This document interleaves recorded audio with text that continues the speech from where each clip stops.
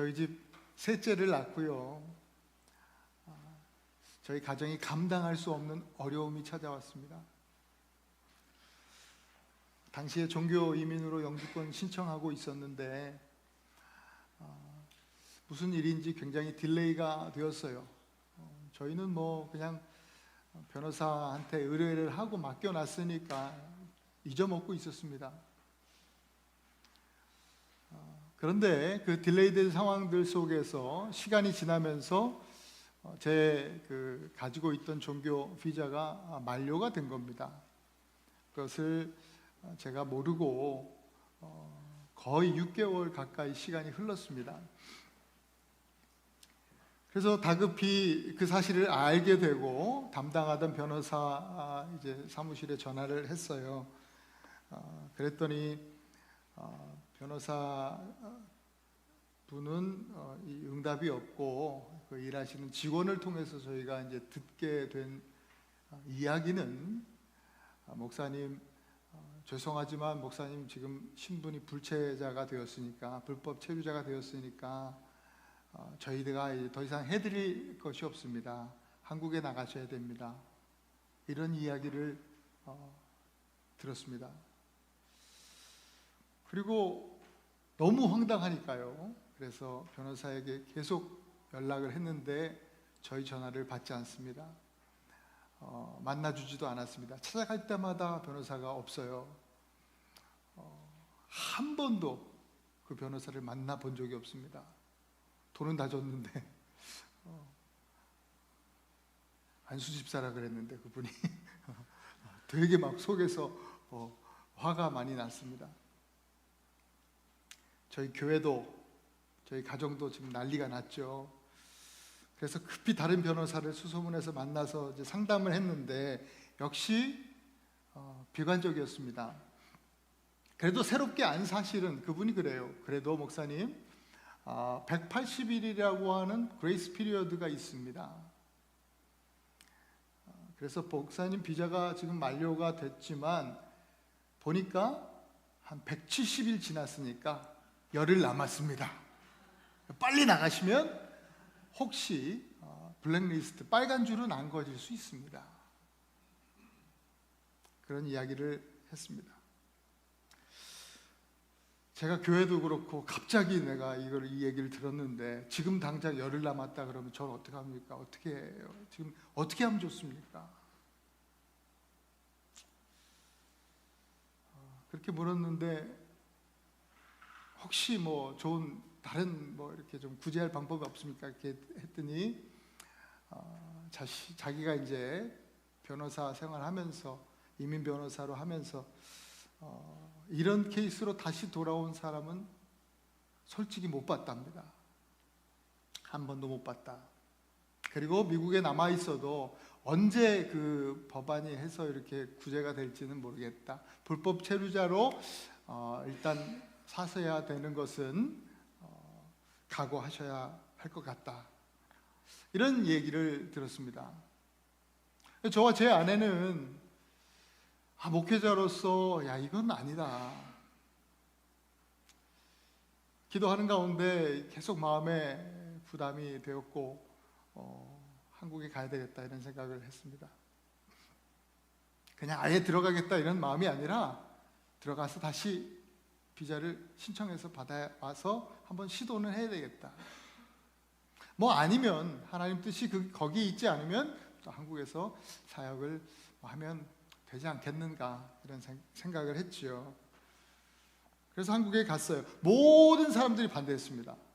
단 한 사람도 저희가 좋은 생각입니다. 기도하겠습니다. 이런 분들이 한 분도 없었습니다. 담임 목사님 비롯해서 온 교인들이 목사님 나가면 못 들어옵니다.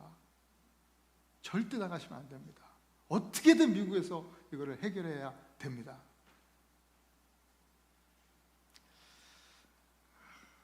그런데 이상한 고집이 자꾸만 발동을 해가지고 비자 만료 후 176일째 되는 날 4일을 남겨두고 저와 제 아내는 첫째와 둘째 그리고 태어난 지 3주 된 신생아 셋째 성결이를 데리고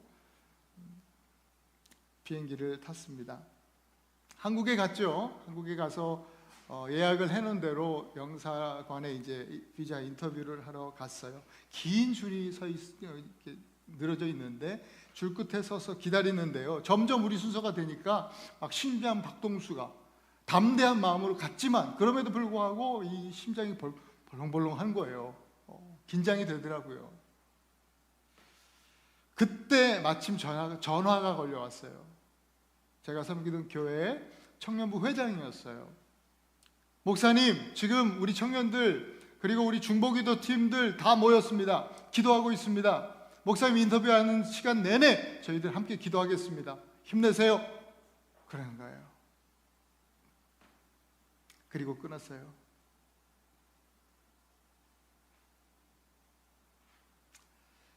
마음이 뜨거워졌습니다. 이 뜨거운 마음 속에 또다시 전화가, 이번엔 영적인 전화가 하나님께로부터 걸려왔습니다. 하나님께서 주시는 메시지가 있었어요. 그것이 제가 미국 올 때 주셨던 말씀이에요. 이사야 41장 9절 10절 그중에서 10절 말씀이 두려워 말라 내가 너와 함께함이라 놀라지 말라 나는 너의 하나님이 됨이라 내가 너를 참으로 굳세게 하리라 내가 너를 참으로 나의 의로운 오른손으로 붙들어 주겠다라고 하는 말씀이었습니다. 드디어 인터뷰를 하는데 이 말씀을 줬으니까 진짜 하나님께서 붙들고 계시구나, 이제 아무 문제 없이 되겠지라고 생각하고 영사를 만났는데 영사가 이야기합니다. 너 유학비자로 미국에 들어와서 이렇게 저렇게 미국에서 살았지. 내 서류를 보지도 않고 제 미국 이야기를 싹 꿰고 있는 거예요. 어우, 야, 이거 뭐 거의 반 하나님이야. 다 제 이야기를, 스토리를 다 알고 있더라고요. 너 유학비자로 가서 미국에서 종교비자로 바꿨네? 종교비자 받고 있었네? 종교비자로 또 영주권 신청했었네? 다 얘기를 하더라고요. 그래서 저도 그렇게 이렇게 저렇게 말씀하신 대로 살다가 비자가 만료된지도 모르고 그렇게 바쁘게 목사로서 살았습니다. 근데 180일 동안 이 유예 기간을 준다고 해서 그 얘기를 듣고 급하게 한국에 나와서 다시 지금 인터뷰를 하고 있습니다. 그렇게 말했더니 영사가요, 자기가 영사 생활하는 동안 그런 얘기는 한 번도 못 들어봤대요. 그레이스 피리어드 이런 거 없대요. 그분이 얘기하는 게 그래요. 분명한 것 하나는 너는 6개월 동안 불법 체류자로 있었다. 그래서 내가 비자를 너한테 줄 수 없어. 얘기하더라고요. 그리고 너는 유학비자로 가서 종교비자를 바꿨는데 종교비자를 그렇게 바꾸면서 있었기 때문에 내가 비자를 줄 수 없어. 그리고 종교비자는 3년짜리거든요. 3년인데 너는 그 기간도 다 썼어. 비자 줄 수 없어. 줄 수 없다는 얘기 계속했어요. 그리고 너 종교비자는 non-immigration 비자래요. 저도 처음 알았어요. 종교비자로 영주권 신청할 수는 없는 거래요. 하도 되나 그랬는데 근데 안 된대, 영사는. 너 영주권 신청했었는데 또 미국 들어가면 영주권 신청할 건데 그거 뻔한데 내가 비자 못 준다. 그런 얘기를 하더라고요. 이래서 못 주고 저래서 못 주고 못 주는 이유를 그냥 쭉 열고 하면서 이야기를 했어요. 그 얘기를 들으면서도 제 아내와 저는 이상하게 불안하진 않았어요. 또 억울하지도 않았어요. 오히려 영사 만나기 전에 막 쿵쾅거리던 가슴이 오히려 더 진정이 되고 평안해졌습니다. 영사가요, 안 된다, 못 준다 그런 얘기를 하면서 마치 야단을 치듯이 막 한바탕 쏟아놓더니 도장을 드는 거예요. 당연히 리젝트 빨간 도장 딱 찍어줄 줄 아는데 갑자기 도장을 들더니 파란 잉크를 턱턱턱 그린 잉크로 어프로브 도장을 찍어주는 거예요.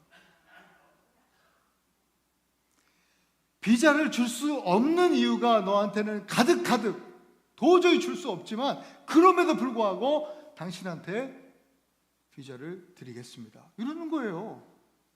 도저히 말도 안 되는 얘기를 하는 거예요. 그런데 미국에 들어가면 이미그레이션 통과할 때 거기서 거부당할 수는 있다. 그건 내가 해줄 수 없다. 행운을 빕니다. 굿럭 하더니 통과 비자를 다시 새로 종교 비자를 3년짜리를 내줬어요. 안 되는데 된다? 도대체 이게 어떻게 된 영문인지 저와 제 아내는 분명히 알았어요. 그 시간에 기도하고 있었잖아요. 우리 청년들이, 우리 중보기도 팀들이 함께 기도하고 있는데 그들이 간절히 기도하면서 쏜 이 기도의 화살이요, 거리, 시차를 넘어서 그 영사의 마음에 그 시간에 정확하게 딱 그때 딱 꽂힌 거예요.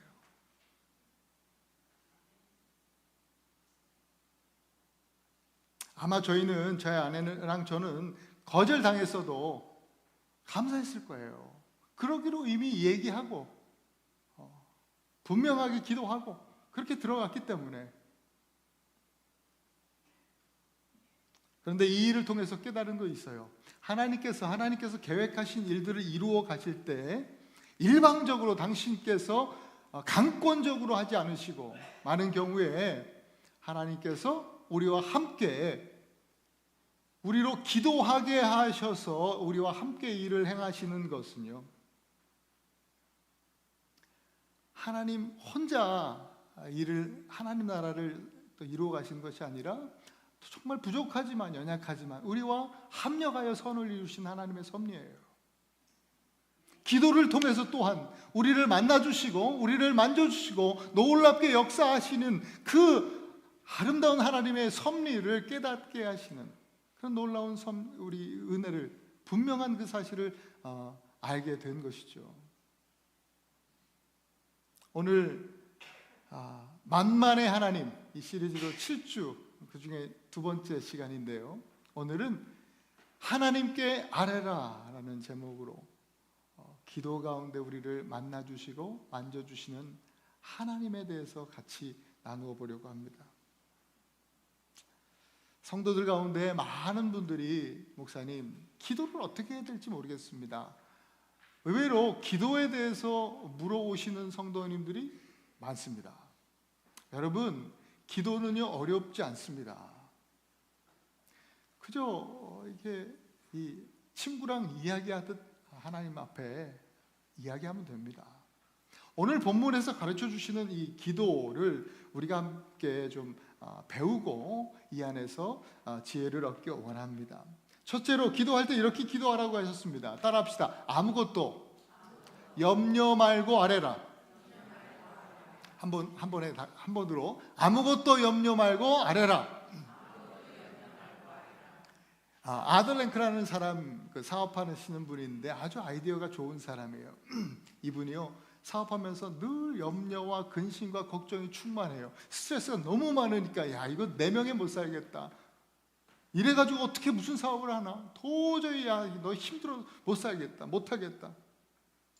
그러다가 좋은 생각을 떠올렸습니다. 이렇게 매일매일 염려와 근심 속에서, 스트레스 속에서 살면, 야, 이거 뭐 될 일도 안 되겠으니까 아예 일주일에 딱 한 번만 걱정하는 시간을 가져야지. 염려하는 시간을 일주일에 한 번만 가지자. 어떻게 하면 좋을까? 아이디어를 내가지고 박스를 하나 만들었어요. 박스를 준비해서 자기가 염려되는 일들, 걱정, 근심, 스트레스를 썼어요. 종이에다 써가지고 딱 접어서 박스에다 집어넣고, 일주일에 한 번만 내가 어느 날 좋을까? 거기다가 수요일이 제일 좋겠다. 수요일 날 한 번 그 박스를 열어서 한 번에 다 염려를 다 해버려야겠다. 이런 식으로 생각해서 실천을 해봤대요. 그래서 그때그때 스트레스가 있을 때마다, 염려, 걱정거리가 있을 때마다 써가지고 박스에다 집어넣고 잊어버리기로, 생각 안 하기로 그렇게 훈련을 했어요. 연습을 했어요. 그리고 다 한 주가 지나서 수요일 날 이제 박스를 열어서 봤죠. 쪽지를 다 열어보는데 대부분이 이제는, 그때는 야 이것 때문에 죽겠었는데 지금 한 주간이 지났는데 별것 아닌 문제로 그렇게 이제는 그렇게 받아들여지더랍니다. 이건 뭐 별거 아니네. 왜 이런 것 가지고 내가 고민했을까? 이런 생각들, 이런 이야기들이었다는 거예요. 여러분, 저 뒤에 우리 로비에 주황색 기도 상자, 기도 이 카드 상자가 준비되어 있습니다. 기도 카드를 쓰셔서 물론 스트레스 받는 거 뭐 이런 거 쓰시지 말고 기도하시면서 기도 카드, 우리는 염려 상자가 아니라 기도 상자 안에 여러분 넣으시고 함께 하나님 앞에 기도하실 때 하나님께서 놀라운 은혜를 주실 줄 믿습니다. 이 염려라는 것은요, 이 아들랭크라는 사람이 깨달았듯이 이게 아무것도 아니구나. 일어나지도 않을 일을 어쩔 수 없는 것까지 두려워하는 상태, 이걸 염려라고 하는데요, 이 염려라고 하는 것은 우리를 불안함으로 또 두려움으로 이끌고 갑니다. 너무나 무의미한 것인데 여러분도 잘 아실 텐데 그럼에도 불구하고 이 무의미하고 무가치한 것들이 우리의 삶에 가득 메우고 있습니다. 이 염려입니다. 우리는 기도할 때 이 염려를 다 내려놓아야 됩니다. 예수님은 어느 날 이런 말씀을 하셔서 제자들한테, 얘들아, 누가 염려하는 것으로 그 키를 한 자나 더 할 수 있겠느냐? 너희는 어찌 염려함으로 이게 의복을 위해서 염려함으로 그렇게 사느냐? 봐라, 들풀도 하나님께서 입히시지 않느냐? 저렇게 예쁘게 들풀도 입히시는 하나님께서 하물며 너희일까 보냐? 그러니 너희들 염려하여 이르기를 무엇을 먹을까, 무엇을 마실까, 무엇을 입을까 염려하지 말아라. 그건 다 안 믿는 사람들이나 이방인들이나 하는 그런 기도야. 그렇게 염려하지 말아라 하시면서 정말 우리 모든 성도들의 가슴에 깊이 새겨야 할 너무나 중요한 말씀을 이어서 해주시는데, 그게 보통 우리가 마륙33이라고 표현하는데 마태복음 6장 33절 또 34절까지 함께 읽어보겠습니다. 시작. 그런즉 너희는 먼저 그의 나라와 의를 구하라. 그리하면 이 모든 것을 너희에게 더하시리라. 그러므로 내일 일을 위하여 염려하지 말라. 내일 일은 내일이 염려할 것이요 한날의 괴로움은 그날로 족하니라. 여러분, 예수님께서 이렇게 하신 말씀, 예수님의 말씀에 의하면 이 염려라고 하는 것은 자신의 삶을 스스로 통제하려고 할 때 생기는 감정이라는 거예요. 하나님 나라, 곧 하나님의 통치, 하나님의 다스리심을 신뢰하지 못하는 불신앙, 바로 그것이 바로 염려인 것입니다. 주님은 우리들에게 아무것도 염려하지 말라 그래요. 아무것도 염려하지 말라. 어떤 것도, 즉 단 하나라도 염려할 거리를 남겨두지 말라는 말씀이에요. 그것은 어떤 모양의 불신앙도 여러분 삶에서 용납하지 마십시오라고 하는 메시지죠. 모든 것을 하나님께 맡겨라. 의심하지 말고 하나님께 그저 맡겨라 라고 하는 메시지예요. 이 염려, 오늘 본문에 나오는 이 염려라고 하는 단어를 좀 파자해보면요, 마음이 둘로 이렇게 쭉 쪼개지는 것을 염려라고 해요. 그 염려의 원어의 의미예요. 마음이 나뉘어지다 라는 뜻이에요. 성도에게 있어서 마음이 나뉘어진다는 건 뭐예요? 세상을 향해서 또 하나님을 향해서 마음이 이렇게 나뉘어지는 거예요. 신앙적으로 이걸 표현하면 양다리라고 하죠. 전문용어로 양다리 신앙, 그죠? 이럴 때 뭐가 찾아와요? 염려가 들어오는 거예요. 야고보서 1장 8절에 보면 두 마음을 품어 모든 일에 정함이 없는 자다. 마음이 둘로 쪼개지면요, 뭘 해도 기쁘지 않죠. 행복하지 않습니다. 무엇보다도 마음이 나뉘어지면 무슨 일을 해도 정함이 없다라고 했어요. 그러니까 하나님 앞에 무엇을 해도 아무리 열심히 한들 마음이 나눠진 상태로 하면 하나님 앞에 바르지 않다. 하나님께서 기뻐하시지 않는다라는 얘기예요. 이 마음이 나뉘어진 이 양다리 신앙은요, 또 전염이 돼요, 얘가. 내가 염려하면요, 옆에 사람도 같이 염려하게 돼요. 그래서 결국은 내 마음속에서 깨어진 이 마음이, 나뉘어진 마음이 관계까지도 나뉘어지게 한다니까요. 그러니까 교회 안에서, 공동체 안에서 이런 일이 있으면 어떻게 해요? 믿음이 막 흔들리는 거예요. 빌립보 교회가 지금 그런 상황이에요. 빌립보 교회가 보면 자매들이 리더십에 많이 서 있었던 것 같아요. 오늘 본문에서 우리가 보았던 그 자매들 이름, 유오디아와 순두계라고 하는 자매들이 아마 교회 리더십이었던 것 같아요. 무엇 때문인지 모르지만 이 자매들 마음이 지금 나뉘어져 있어요. 그러니까 관계도 깨어져 있어요. 뭐 때문에 싸웠는지 모르겠지만 둘이 관계가 좋지 않아요. 바울은 이들에게 오늘 본문의 2절에 보니까 주 안에서 같은 마음을 품으라, 그렇게 권면합니다. 주 안에서 같은 마음을 품으라. 그 이후에 하신 말씀이 뭐예요? 오늘 본문 우리가 6절, 7절에서 같이 읽었던 6절, 아무것도 염려하지 말라. 이 말씀으로 이어지는 거예요. 이 각자의 다른 생각, 또 주장하는 어떤 그런 각자의 어떤 주장들, 각자 중요하다고 생각하는 가치들, 이런 것들을 서로 주장하면서 교회 분열을 만들지 말고 주 안에서 같은 마음을 품으라.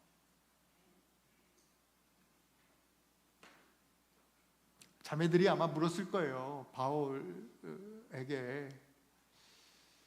아니, 생각이 다른데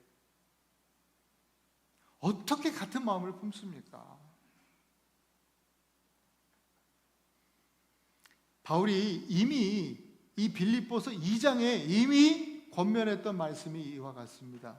2장 5절 말씀 함께 읽겠습니다. 시작. 너희 안에 이 마음을 품으라. 곧 그리스도 예수의 마음이니. 그리스도의 마음이에요. 그리스도의 마음. 하나님의 본체이신 분이 이 땅에 오셔서 자신을 비우시고 또 자신을 낮추시고 또 자신을 죽기까지 복종하시면서 십자가를 지셨던 그 마음, 그게 그리스도의 마음 아닙니까? 비우시고 낮추시고 복종하신 그 마음, 그리스도의 마음을 가져라. 그 마음이, 예수의 마음이 어떤 마음이에요? 지난주 말씀 우리가 다시 한번 생각해 볼까요? 마태복음 11장 29절에서 나는 마음이 온유하고 겸손하다 했습니다. 예수님 마음이 온유하고 겸손한 마음이죠. 그 마음을 품으라 하는 겁니다. 성도에게 있어서 이렇게 둘로 갈라진 마음을 봉합하는 유일한 방법은 바로 온유하고 겸손하신 예수 그리스도의 마음을 품는 것입니다. 그 마음을 품을 때 우리 안에 이 양다리 신앙이 사라지고 아무것도 염려하지 않는 기도, 모든 염려를 주님께 온전히 맡기는 기도로 하나님께 아뢰 수 있는 거예요. 여러분, 에베소서 4장 27절에 보면 마귀에게 틈을 주지 말라고 하셨습니다. 마귀에게 틈을 주지 말라. 개인적으로든 가정적으로든 교회적으로든 사회적으로든 여러분, 마음이 갈라지면 틈이 생기잖아요. 마귀는요, 그 틈을 놓치지 않아요. 틈을 놓치지 않아요. 그 틈으로 염려와 근심이 들어오고요, 불안과 공포, 두려움이 생겨납니다. 여러분, 마귀에게 틈을 주지 마시기 바랍니다. 절대로 마귀에게 틈 주지 마세요. 예수님께서는요, 너희는 시험에 들지 않게 깨어서 기도해라. 그렇게 말씀해 주셨어요. 시험에 들지 않게 깨어서 기도해라. 시험 드는 건 누구 책임이에요? 기도하지 않은 우리들 책임이잖아요. 시험 들었다고 저한테 찾아오지 마세요. 기도하시면 돼요. 저도 마찬가지고요. 우리 모두가 마찬가지죠. 예레미야 29장에 보면 그렇게 말씀해 주세요. 너희가 내게 부르짖으며 내게 와서 기도하면 내가 너희의 기도를 듣겠다. 또 예레미야 33장 3절 유명한 말씀이에요. 너는 내게 부르짖으라. 내가 내게 응답하겠고 내가 알지 못하는 크고 비밀한 일을 너에게 보이리라.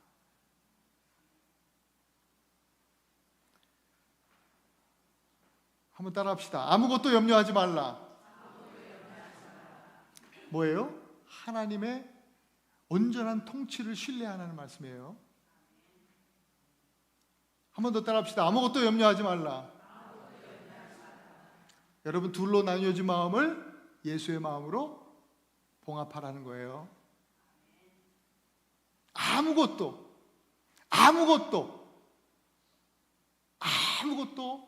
염려하지 마시고 날마다 하나님께 기도하는 기도자들이 되실 수 있기를 축원합니다. 두 번째로 오늘 가르쳐 주시는 말씀은 한번 따라합니다. 모든 일에 감사함으로 아뢰라. 한 번에 모든 일에 감사함으로 아뢰라. 기도는요, 감사함으로 하는 거예요. 감사함으로.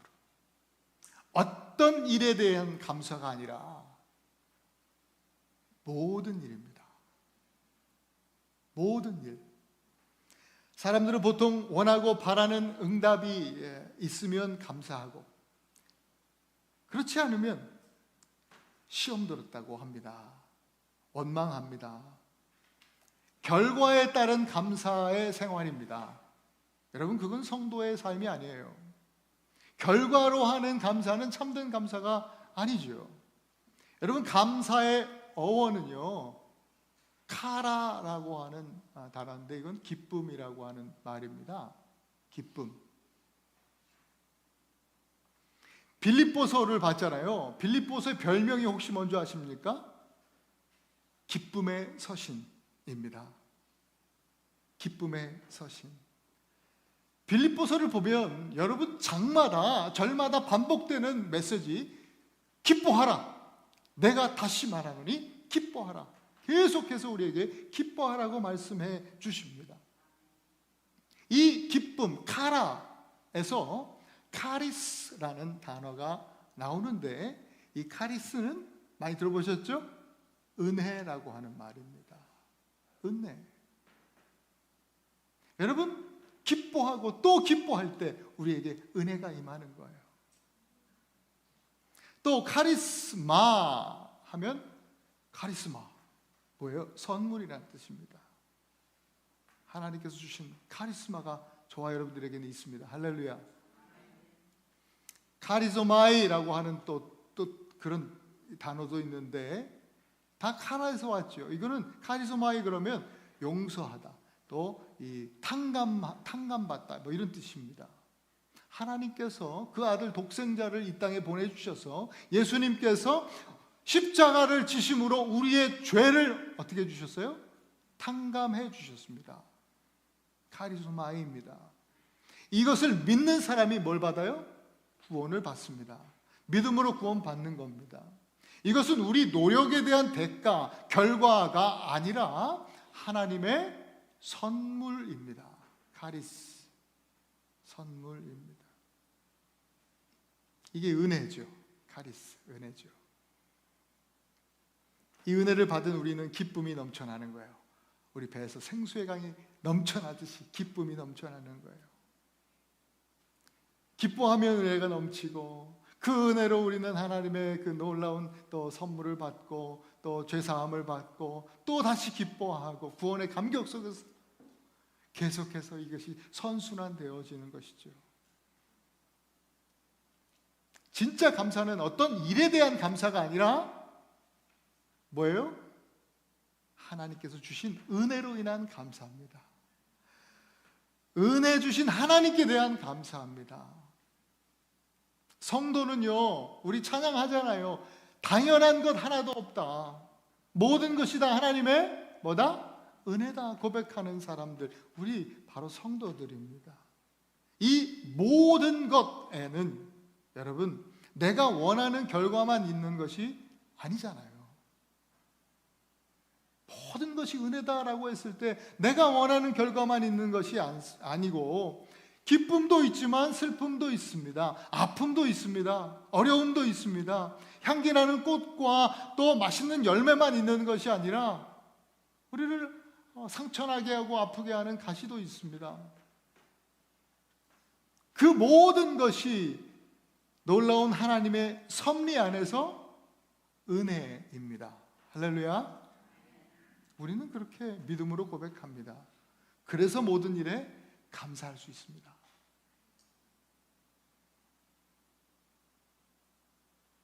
바울은 빌립보서 이 서신을요, 옥중에서 쓰고 있습니다.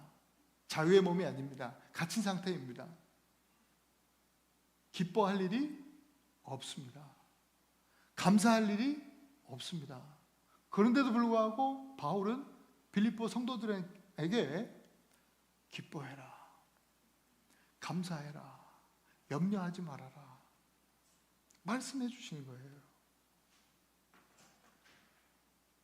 여러분 아시는 것처럼 바울은요, 몸에 가시가 있었던 사람이에요. 병이 있었습니다. 그래서 그것을 위해서 간절히 기도했어요. 하나님 고쳐주세요. 제가 하나님 일을 하려면 이 병 때문에 이게 걸림돌이 되잖아요. 하나님 아시잖아요. 고쳐주세요. 간절하게 3번이나 기도했어요.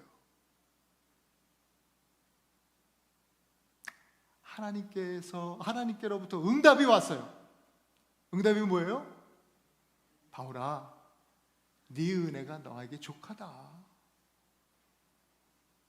그 말은 뭐예요? 병이 안 고쳐졌다는 거예요. 그대로 병을 가지고 있었어요. 그 가시를 가지고 살았어요.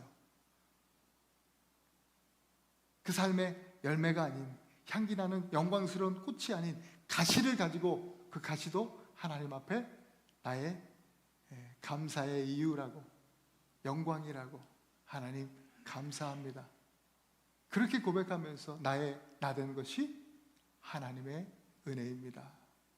고백했던 사람 바울이 오늘 저와 여러분들에게도 그렇게 가르쳐 줍니다. 말씀해 줍니다. 권면합니다.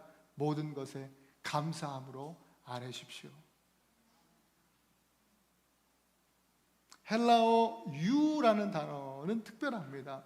좋다라는, 최고라는 뜻입니다.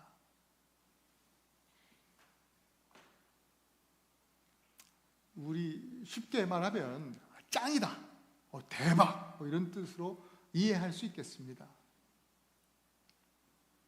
은혜가 카리스 아닙니까? 카리스 말씀드렸듯이 은혜의 대박 은혜, 유카리스.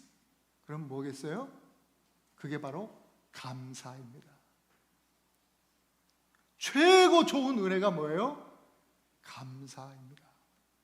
모든 상황 속에서 내가 감사할 수 있으면 그것보다 더 큰 은혜는 없습니다. 여러분 그 은혜를 구하실 수 있기를 축복합니다.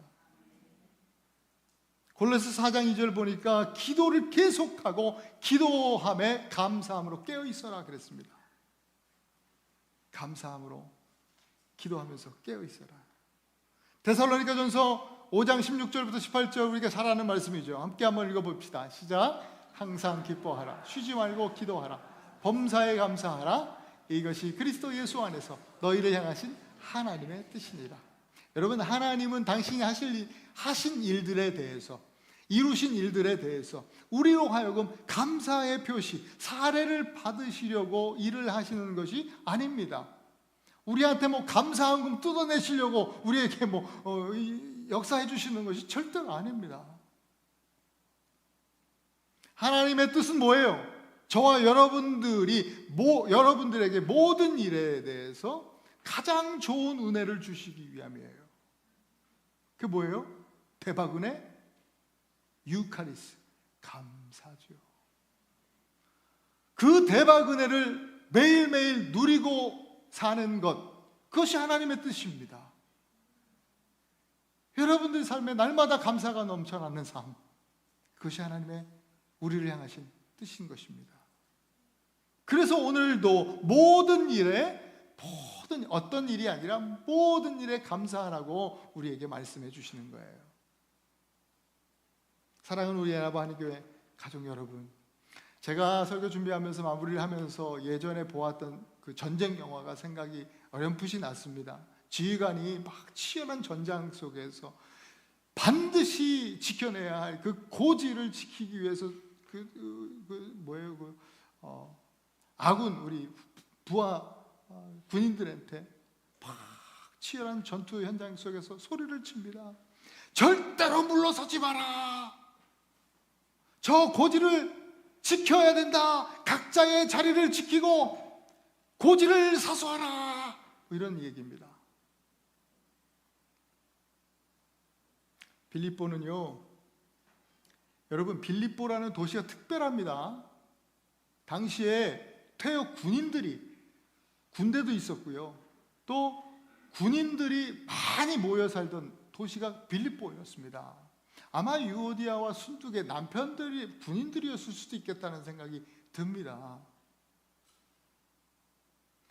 그런 지역적 특성을 바울이 너무 잘 알고 있어요. 그래서 빌립보 서신을 보면 특별한 이 용어, 이 군사 용어가 많이 사용되고 있습니다. 그래서 바울이 전쟁터에서 지휘관처럼 선포하고 있는 메시지가 오늘 우리가 읽은 4장 1절 말씀입니다. 전우들아 하는 메시지가 사랑하는 자들아 이거죠. 이와 같이 주 안에 서라, 주 안에 서라. 이 군사 용어입니다. 주 안에 서라. 자기 자리를 지켜라, 고지를 사수하라, 이 얘기를 하고 있는 겁니다. 끝까지 자기를 지켜라. 직분자의 자리를 지키고, 예배자의 자리를 지키고, 성도로서의 자리를 가정에서 저와 여러분들의 삶의 현장에서 지켜내는 것, 바로 그것을 얘기하고 있는 것입니다. 사탄 마귀에게 그 거룩한 고지를 빼앗기지 말고 절대로 사수해야 된다 라고 하시면서 하는 말씀, 그 자리가 어디예요? 하나님께 모든 것을 맡겨드리고 또 감사함으로 아뢰는 기도의 자리인 겁니다. 여러분, 학교에서도 직장에서도 가정에서도 무엇을 하든지 간에 그 기도의 자리를 사수하실 수 있기를 축복합니다. 어떻게 지켜내는가? 오늘 말씀 기억하세요. 아무것도 염려하지 말고 주님 앞에 아뢰면서 싸우는 것입니다. 모든 일에 감사함으로 아뢰면서 싸우는 것입니다. 여러분, 예수님께서 겟세마네 동산에서 십자가의 그 자리, 우리를 구원하는 그 자리, 승리의 고지를 위해서, 예수님도 인간이셨으니까 염려가 들어오잖아요. 마귀가 공격하잖아요. 그러나 그 모든 염려를 하나님께 맡겨드립니다. 예수님께서도. 그리고 감사함으로 기도하십니다. 땀방울이 핏방울이 되도록 그렇게 예수님께서도 기도하셨습니다. 우리도 그러한 예수님의 본을 따라서 기도하고 또 기도하면서 우리의 삶의 수천 가지 염려의 제목들이 기도 가운데 만나주시고 만져주시는 하나님의 섭리 안에서 수만 가지 감사의 제목들로, 간증의 이유들로 바뀌어 나갈 때까지 여러분 기도를 쉬지 마시기 바랍니다. 그럴 때 하나님께서 지키시는 것, 하나님께서 고지를, 거룩한 곳을 지켜주시는 것, 우리의 삶을 지켜주시는 것 하나님께서 하십니다.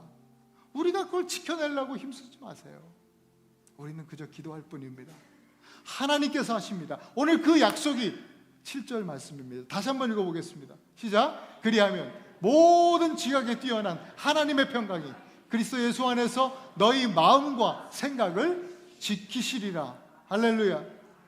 2025년 이 한 해 여러분 기도의 고지를 사수하시는 그런 하나님의 또 그리스도의 멋진 군사들이 되실 수 있기를 축복합니다. 우리 지금 같이 한번 기도하십시다. 여러분, 오는 금요일 또 기도의 시간, 또 기도의 날이에요. 금요 기도회.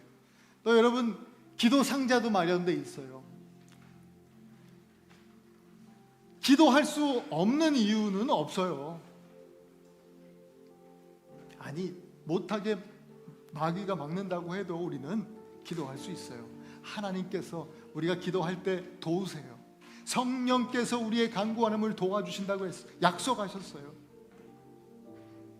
우리가 함께 기도할 때, 하나님, 내 안에 수많은 염려들을 아시죠? 이 시간 주님 신뢰하면서 주님께 모두 맡겨드립니다. 나의 염려와 근심과 걱정과 그 근심 또 두려움들을 주님께 맡겨드립니다. 그렇게 기도합니다. 또한 하나님, 오히려 염려하지 않고, 염려하기보다 하나님 이 시간 감사하면서, 가시마저도 감사했던 바울처럼 나도 하나님 내 안에 가시 있습니다. 아픔이 있습니다. 어려움이 있습니다. 고통이 있습니다.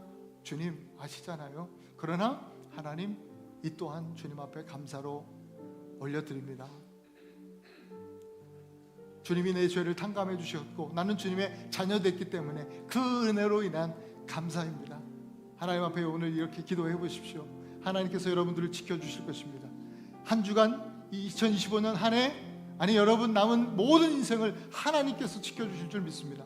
오늘 말씀을 붙들고 우리 함께 간절한 마음으로 잠시 기도하겠습니다. 기도하십시다.